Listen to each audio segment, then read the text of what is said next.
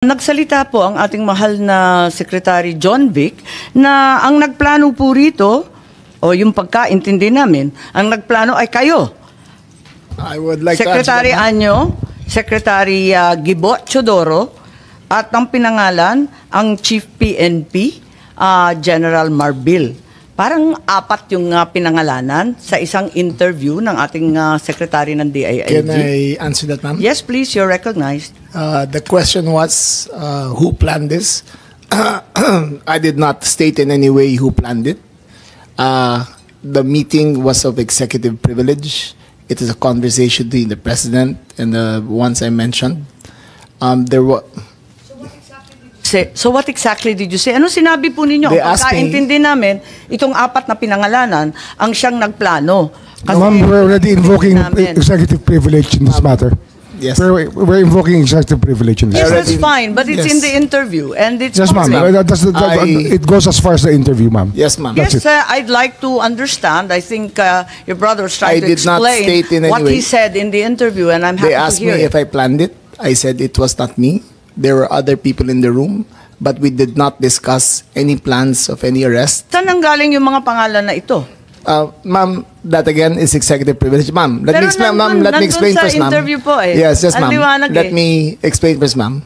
We were discussing rumors of an impending arrival Parang based on. hindi yung ganun ang dating sa amin eh. Ang pagkaintindi that is namin, the whole apat na truth, nagplano. ma'am. That is we were discussing rumors. Go ahead, ma'am. Patugtog na lang natin para maintindihan ha. What was and who was really on top of this? Kayo ho ba? Because during the press conference of the president, it was you and the president. Yes. So ikaw ho ba nagplano ng lahat ng ito? Hindi naman, hindi naman. It was a group effort. Secretary Chidoro was there, Secretary Anyo was there too, and the president and I. So, hindi naman ako. Ako lang ang I natira. stand by that, ma'am. Last man standing doon sa Malacanang. I stand by that. Kasi Secretary Chidoro was working out of his office. Eh, napakaliwanag po ng sinabi Yes, ma'am. ninyo. Wala Secretary namang Anyo, of mapakiyaw-kiyaw course, dun sa yes, ma'am. sinabi. Intelligence. Yes, ma'am. Patayin na muna natin. Pakaliwanag naman ang sabi ninyo, hindi ako mag-isa kahit ako ang kasama ng presidente nung nagsalita Yes, ma'am. sa press con, hindi ako mag-isa ang nagplano. Isang grupo kami. Tapos pinangalanan mo. No, ma'am. Sinabi ninyo eh. I state, ma'am, again, executive privilege. But, ma'am, Walang executive privilege kasi binunyag na I ninyo sa must TV. state it very clear, as I stated very clear, that there was no mastermind. We were discussing mainly about what the president's statements were in Hong Kong, and it was based all on that statement, ma'am. Sinabi ninyo na hindi kayo mag-isa na nagplano, kundi isang There was no grupo. planning, ma'am. Pero yun ang sabi eh. I said, hindi ako nagplano. Marami May kaming- isang grupo na Ang nagplano. we were all talking about a rumor, ma'am, and that was all. Rumor lang yon. Yes, ma'am. Group effort ang sabi mo eh. Ang tanong niya kung ikaw ang nagplano, tapos sabi mo, There was no hindi, planning, group ma'am. effort. There was no planning, ma'am. Anong Earlier, in-effort ng group ma'am, kapag hindi let me plano? make I it think that we're intruding into executive privilege already, ma'am. I think that we please No, I'm respect just our. asking him to explain the media. Yes, ma'am. But Yes, it's already a I'm very thin confining- dividing line between what transpires in a room between cabinet members I will- and a media statement. But there's a very thin dividing line, ma'am. Understood. I hope that we can respect executive privilege. Understood, and the Senate and the Secretary Chodoro is fully aware. Every time there's a need to recess to executive session, I'm happy to do so, and I will do so when necessary. Pero ngayon, sinabi kasi sa TV, paliwanag naman ninyo sa atin kung ano ibig sabihin. Kasi ang sinabi, hindi ako mag-isa na nagplano, may grupo kami. They asked me if I had planned it. Sabi ko, I did not. I did not plan it. I said we were there, and not to skirt, ma'am, executive privilege.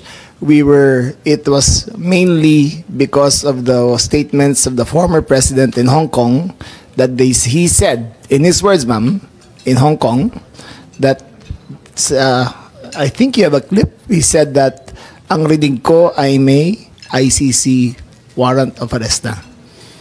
That was the best of my recollection, ma'am. So anong pinag-group effortan? Anong To discuss the rumor, ma'am. grupo na That, again, ma'am, pinangalanan nyo? as far as I will invoke in executive privilege, there was no, you cannot plan on a rumor, ma'am. Kaya nagtataka So, ako, again, bakit ma'am, group effort? Chismis lang naman yun. Chismis nga. Ayun Kaya nga nga, yun. kung chismis, bakit mag-group effort pa? Tapos pinangalanan mo Ma'am, pa lahat na maraming nag-group marites sa effort. mundo to, ma'am. Dabis naman yung marites, dami-daming It marites was a sa amin. discussion of a rumor based on the statement of the president in Hong Kong. Nakakatuwa lang dahil chismis lang pala eh. Bakit sesentensyahan yung tao sa base ng chismis? It was a discussion of a rumor based on the statement of the president in Hong Kong. So you deny that you're part and parcel of the planning and that the other persons you named, hindi rin sila kasali dun sa pagpaplano? Again, ma'am, we were discussing the statement of the former president while he was in Hong Kong, that he said that he said, in his words, ang reading ko ay may warrant of arrest na ako. So that was the only basis of the conversation, ma'am. So ito yung group effort ninyo. Yes, ma'am. Pinagtulong-tulungan ninyo yung isang bahagyang chismis. It was, ma'am, all of that is, again, the statement of the former president, not ours. Okay, so walang kinalaman to. Pero para lamang sa kaprasong chismis, magtitipon-tipon pa yung mga sekretary ng kabinete. Nakakatuwa naman. Call it what you may, ma'am. Walang magawa. Opo. Anyway, nabanggit na paulit-ulit itong Interpol, ano? At nabanggit na ng SOJ. At alam naman natin. Ma'am, Yes if po. I may, since Yes, Secretary our name Teodoro, was, please. Kasi kasali kayo eh. alluded to, the Department of National Defense and the Armed Forces of the Philippines has no law enforcement mandate. Our sole mandate is to give support to the Philippine National Police when it is asked for. And therefore, such ends our jurisdiction. The operation is clearly a law enforcement one, and the Philippine National Police has the power to ask the armed forces to assist. And that is the extent of the participation of my department and the armed forces of the Philippines. And all other matters in supporting the Philippine National Police are covered by operational security. Tama po. Kaya hindi talaga chismis lang to. Meron talagang natanggap. At sinabi rin sa isang interview, alas 3 ng umaga, natanggap na yung notice of arrest nung Martes, March 11. Sinabi naman ni Secretary Remulla na si PNP General Marbil nakatanggap ng notice of arrest warrant alas 3 ng umaga ng Martes at sinabihan ang Pangulo ng alas 6. Nabasa niya na nga sa alas 6 ng umaga. I So stand by ibig that, sabihin, hindi po chismis to. Meron ng notice of arrest warrant. You're Totoo na talking siya. about 2 different days, ma'am. Okay. March 10. Sige, clarify was- po ninyo para March maintindihan 10 namin. was conjecture. March 10, was chismis pa conjecture. lang yon. Yes, ma'am. Dala nung salita galing sa Hong Kong. Yes, ma'am. Okay. March Tapos, 11 was a formalized transmission Okay. by the ICC towards Interpol, and that was the first knowledge that this administration had of the presence of a action by the ICC directed towards Interpol, and that was the only formal knowledge that we had. So, andun lang. So, ang ibig sabihin, ang gobyerno hindi tumulong sa ICC sa application ng warrant. Nagulat kayo na dumating na lang yung dokumento. Yes, ma'am. Wala kayong kaalam-alam or None, ma'am. paghihingi? None whatsoever, ma'am. None whatsoever. Ganon din yung SOJ, pati yung SND. Wala kayong balita, wala kayong hinikayat, wala kayong pakikiusap na ilabas na yan sa lalong madaling panahon. Wala po ako rito noon eh. Nasa Vienna po ako. Ma-attend po ako ng United Nations meeting sa Drugs and Crime, UNODC. Yung March 10 o yung 11 po? Parehong araw po, wala po ako rito. Ngunit nakikipag-usap po ako sa telepono na tinatanong ko yung nangyayari dito sapagkat ang Department of Justice ay involved syempre sa bawat proseso. At kinakausap ko po yung mga pwede kong kausapin tungkol dito. Okay, so wala kayo dito pero kayo nag-anunsyo at lumabas sa balita na alas 3 ng umaga pa lang ng Martes andyan na yung notice of warrant. It was me, ma'am. It was Ikaw me. ba? Ibang It was Remulla me. yun? Baka It was na-confuse me who pati confirmed, media. ma'am.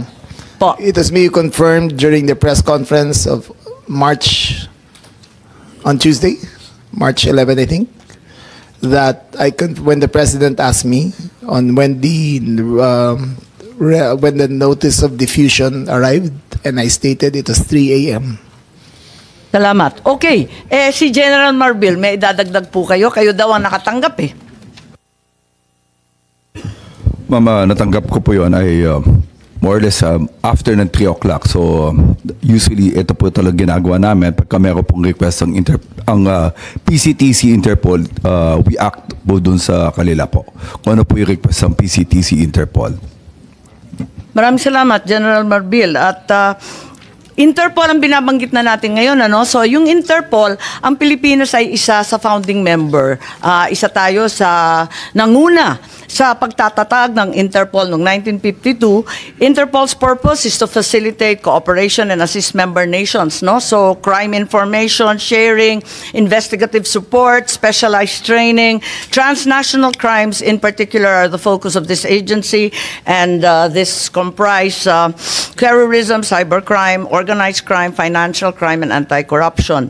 And to ensure that it is not used for persecution, in its constitution, the Interpol has Article 3, providing that it's strictly forbidden for the organization to undertake any intervention or activities of a political, military, religious or racial character. So maliwanag yan sa Interpol, hindi sila manghihimasok sa politika at sa domestic affairs ng isang bansa.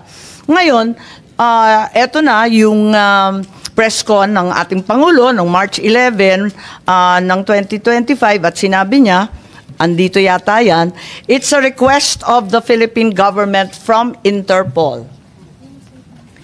And to enforce the arrest warrant, and of course we comply with our commitments to Interpol. We did not do this because it was derived or it came from ICC, but rather from Interpol. Because they asked us, we have commitments to them, we live up to those commitments. I don't think we violated the country's sovereignty. Bakit naman? Dahil consistent naman tayo, hindi tayo tumutulong sa investigasyon ng ICC. Wala tayong meron contact, pero not on an official level. We did not help them in any way. The arrest we did today was in compliance. Ayan, mabasa ninyo. Was in compliance with the commitment to Interpol at hindi yung ICC. Hindi natin kinakausap ang ICC, marami silang hinihingi sa atin ng mga dokumento, wala kaming binibigay. Yun lamang, hindi natin mahindian ang Interpol. So kung may duda sa ating pakikibahagi sa ICC, ang sinasabi ng Pangulo, ang ating commitment, obligasyon sa Interpol ay maliwanag at walang duda. So, ang sinasabi natin, kailan ba natanggap ng gobyerno na yung ICC naglabas na ng warrant of arrest laban kay Presidente PRRD? At alas 3 nga ng umaga. Yun ang pagkakaalam kong yun. So, hindi... March 11. No inkling before. May marites lang. Sabi Marites lang po. Marami hong... ilang taon na po yung sinasabi na may lalabas na warrant of arrest. Ngunit ngayon lang ho talaga lumabas. March 11, alas 3 ng umaga. So hanggang sa March 11 ng alas 3, na tulad ng sinabi ni General Marbil, natanggap ninyo nung umaga, ay wala kayo ka-idea. The only information we got was the words of the former president in Hong Kong. Sa Hong Kong? Sa Hong Kong, ma'am. Na andyan na? Yes, ma'am. Siya pang nauna, hindi kayo? Yes, ma'am. Nakakatuwa, no? Anyway, hindi ba March 8 pa lamang, marami na ring chismis na magkakaroon ng arrest warrant. In fact, the following day, mismo yung palasyo, Malacanang, sinabi na may mga haka-haka na ganun nga, lalabas na, and the government is prepared for any eventuality. Bakit nasabi yun kung wala pang hawak na notice or kopya? March 8 pa lang to, nagsalita na yung Malacanang. Ibig sabihin, andun na. Ma'am, the government is prepared for any eventuality at all times. That is the nature of our job. We will always be prepared. We will always be on hand to enforce any of these laws, ma'am. So it does not mean na yung executive o yung palasyo may nalalaman tungkol sa warrant of arrest? No one knew, ma'am. Walang may Again, alam. I repeat, ma'am, as of March. categorically, No one knew until 3 o'clock of March 11. 3 a.m. Yes, ma'am. Sa umaga. Nung March 9, ang ating USEC sa PCO sabi, if Interpol hihingi ng assistance galing sa gobyerno, tutulungan. So why was Interpol already being mentioned and being bandied about as early as March 8, March 9, kahit wala pang notice, wala pang red notice, wala miski ano? Ma'am, maybe in context, sabi ko nga, marami ho naging pagkakataon na tumulong po Interpol sa atin, kaya hindi natin nalilimutan. Isang example po dyan ay yung paghuli po kay Alice Go sa Indonesia, at marami pa ho yung mga ibang pagkakataon na tumulong po Interpol sa atin.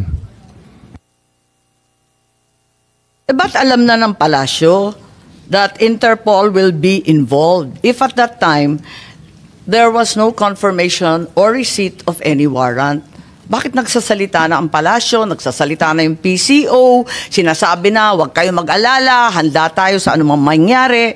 Bakit nagre-reassure na ang palasyo? Ano ho kasi yan? Parang pinapanakas. Ang mekanismo po kasi ng International Tribunal, katulad po ng ICC, ay lumapit po sa Interpol upang ipamahagi o upang iserve ang warrant kasi wala po sila sariling kapulisan ang ICC. So, kaya alam na umaasa ninyo, rin po sila sa Interpol. Tama. So, ang executive, alam na ninyo na ang Interpol ang gagamitin. Hindi sa wala Ay, tayong ano ho alam. yun eh? Logical lang po yun. It's logic that Interpol will be the one used as they were the ones used in the past already. Alam naman natin na gagamitin ng Interpol, pero hindi naman laging Interpol ang ginagamit ng ICC. Hindi ko po alam yung iba. Paano natin Ang alam alam? ko lang ho, Interpol talaga. Ang alam natin, iba-iba, di ba, sa history ng ICC. Kaya nagtataka ako, ba't ang aga-aga, March 8, alam na natin Interpol ang magbibigay ng warrant? Marahil ho kasi ang Interpol may opisina rin po sila sa sa Paris tsaka sa Hague. Kaya nag-uusap-usap po lahat 'yan. Yung Eurojust, Europol, ICC, ICJ, isang lugar lang po 'yan sa The Hague. Po, alam natin, pero iba-ibang pamamaraan ang ginagamit ng ICC para hulihin, dakipin, at mag-serve ng warrant. So, ang sinasabi natin, siguro sina General Marbil, pagkat sila naman ang nakatanggap nito, walang contact or coordination sa ICC or Interpol bago March 11. Bago March 11, yung alas 3 ng umaga, na sinasabi po ninyo, talagang wala kayong ka-idea, walang notice, walang timbre, walang tawag, walang kaalam-alam ang Pilipinas tungkol dito. Ma'am, can I answer that, ma'am? Si General Marbil ang tinatanong po. Okay, ma'am. Pwede kayong magdagdag, mamaya. Ma'am, wala po kaming communication with the ICC except for the PCTs lang po. We rely on the Philippine Center for Transnational Crime. Teka, so kauna-unahang pagkaalam mo tungkol dito sa warrant mula sa Interpol nung Marso 11, ika-11 ng Marso, tama ba? Yes, Madam Chair. Sigurado kayo, ha? Yes, Madam Chair. Oo, okay.